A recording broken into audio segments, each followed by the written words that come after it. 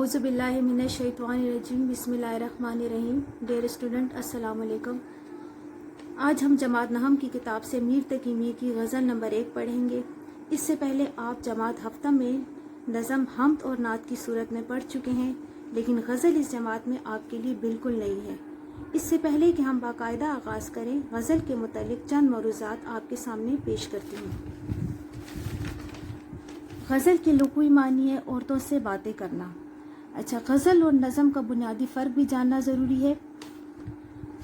नज़म मुसलसल है जो कि एक मौजू पर होती है और एक ही मौजू को लेकर चलते हैं। नज़म हम्द और नात पढ़ चुके हैं, जबकि गज़ल की कई जहतें और पहलू होते हैं।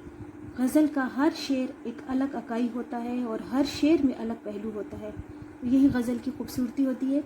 अगर एक शेर इश्क़ मजाजी की तरफ है तो ऐन मुमकिन है कि दूसरा इश्क़ हकीकी पर मबनी हो।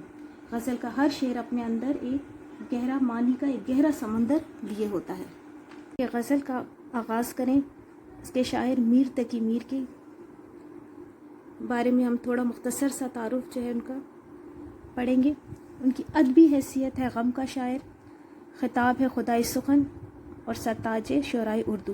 तारीख़ पैदाइश है 1724 और तारीख़ वफ़ात है उनकी 1810। शायरी की अहम ख़ुसूसियात है उनकी आफाकियत और हमागिरी, फ़िक्र आखरत और मीर का तसव्वुर गम। इस गम में उनका गमे जाना भी शामिल है, गमे दोहरा भी शामिल है, गमे जो है रोज़गार वग़ैरह। यानी मीर जो थी उनकी शायरी जो है वो पूरी गम का एक मजमुआ है। अच्छा, नासिहाना अंदाज़। डियर स्टूडेंट, मीर तकी मीर के मुख्तसर तारुफ़ के बाद हम आगे बढ़ते हैं। हाथ में पेन या पेंसिल पकड़ लें, या तो अगर हाइलाइटर है तो उसका इस्तेमाल करें। सफ़ा नंबर 113 पे आ जाएं। मीर तकी मीर। मीर तकी मीर आगरे में पैदा हुए। उनके वालिद का नाम मोहम्मद अली था, लेकिन लोग उन्हें अली मुत्तकी कहते थे।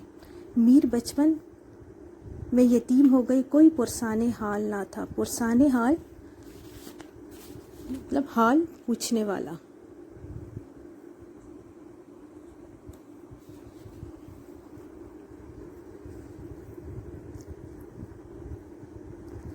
तो दिल्ली चले गए। सारी ज़िंदगी गमों और परेशानियों में गुजरी।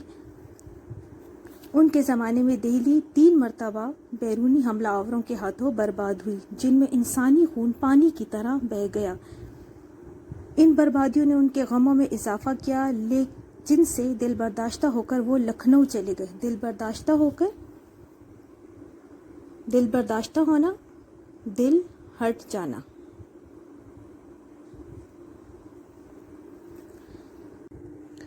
अगले पैराग्राफ की तरफ आते हैं। मीर को खुदाई सुखन कहा जाता है। खुदाई सुखन का खिताब है। सौदा, गालिब, हाली, हसरत, गर्ज बड़े बड़े शायरों ने मीर को उस्ताद तस्लीम किया है। उनके बज़ाहिर हर नर्म से अल्फाज में एक तड़पा देने वाली कैफियत मिलती है। यहाँ पर ये स्टूडेंट, ये सौदा, गालिब, हाली, हसरत, ये बड़े बड़े शोरा है, लेकिन यहाँ पर इनके तखल्लुस जो है वो लिखे गए हैं। इनके असल नाम भी जो है वो जानना बहुत ज़रूरी है। इनके असल नाम आप नोट कीजिएगा। सौदा का असली नाम है रफ़ी सौदा। सौदा उनका तखल्लुस है। गालिब असदुल्ला ख़ान गालिब। हाली का नाम है अल्ताफ़ हुसैन हाली, जिनका आप सबक इस्लाम में गद्दारी की मज़म्मत पढ़ चुके हैं। हसरत यानी हसरत मोहानी।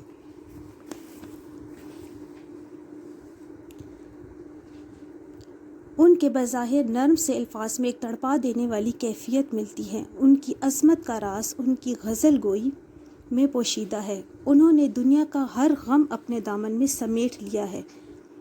अच्छा, हर गम यहाँ पर जो है वो उनके हालात जो थे, जिस तरह के उन्होंने हालात बचपन से गुजारे हैं और जिस तरह की उन्होंने ज़िंदगी गुजारी है, वो सारे गम जो हैं वो उनकी शायरी में नज़र आते हैं। फिर उन गम को शेर के सांचे में ढाल कर हर दिल की धड़कन बना दिया। मीर के जज्बात सच्चे, तर्ज बयान सादा और लहजा दर्दमंद है। उनके अशार में गहराई और दिल में उतर जाने वाला एहसास मिलता है। उनका हर शेर एक बेकरार आंसू है। उनकी ज़ाती नाकामियों ने उनके कलाम में सोज़ो गुदास और एहसास की शिद्दत पैदा कर दी। वो अपनी शायरी में सिर्फ जज्बात से काम नहीं लेते, بلکہ حقیقت پسندی بھی ان کے کلام کی جان ہے۔ تغزل کے میدان میں آج تک میر کی برابری کا دعویٰ کوئی شاعر نہیں کر سکا۔ انہوں نے دہلی کی تباہی اور بربادی کے جو مناظر دیکھے تھے ان کی جھلک ان کے کلام میں صاف نظر آتی ہے۔ دنیا کی بے ثباتی کے مضامین بھی بڑی خوبصورتی سے باندھتے ہیں۔ بے ثباتی، ناپائیداری، یعنی دنیا کا ختم ہو جانے والی فانی دنیا کے مضامین بڑی خوبصورتی سے باندھتے ہیں۔ میر کی بحریں مترنم اور شیریں ہیں۔ مترنم مطلب ان میں ایک ترنم سا ہے، شیریں مطلب مٹھاس۔ بول چال کا انداز ان کے کلام میں نیا لطف پیدا کر دیتا ہے۔ خوبصورت تشبیہات، یہاں پہ تشبیہات تشبیہ کی جمع، یعنی کسی چیز کو کسی خاص خوبی یا خامی کی وجہ سے کسی دوسری چیز کی مانند قرار دینا جو ہوتا ہے وہ تشبیہ کہلاتا ہے، کے استعمال میں پوری قدرت رکھتے ہیں۔ یہ عظیم شاعر 1810 کو اس جہان فانی سے رخصت ہوئے اور لکھنؤ میں آسودہ خاک ہیں۔ آسودہ خاک ہیں یعنی دفن ہیں۔